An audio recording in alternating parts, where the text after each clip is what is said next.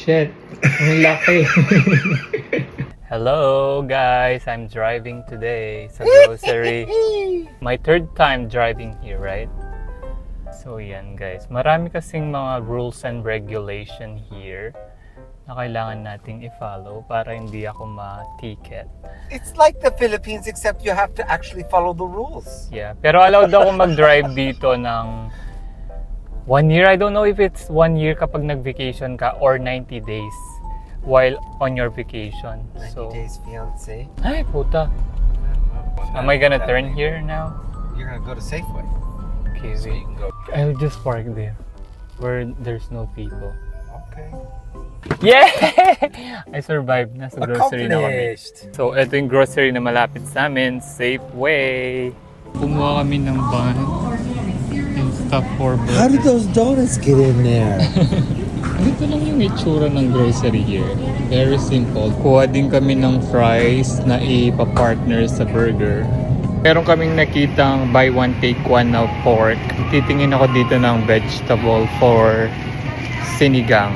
Yung problem lang dito guys, mahirap maghanap ng kangkong. So, mag-i-improvise na lang tayo kung anong meron sila dito. Wala akong makitang pechay.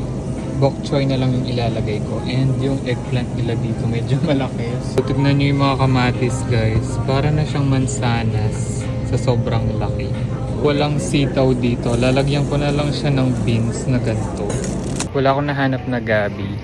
Yun na lang muna yung sangkap ko sa aking sinigang dahil nagka-crave na talaga ako ng Filipino food. Success! Nakapag-grocery.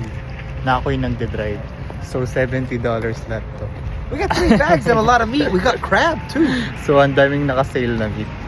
Yun yun, may pang sinigang na rin ako. Video document na naman ang pagdadrive natin pa uwi ng bahay. Reverse. Check. Check. Just like a proper student. Remember how to get home? No. Oh, come on. You got here. It's in reverse. Good boy.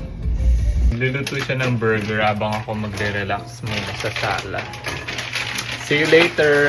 Are you ready for your big burger that I make you? Yes! Look at that big burger. Oh my God! Paano ko to kakainin? Ang kapal ng burger na to. That is Wagyu beef.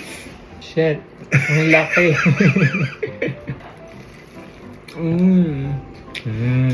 It's good.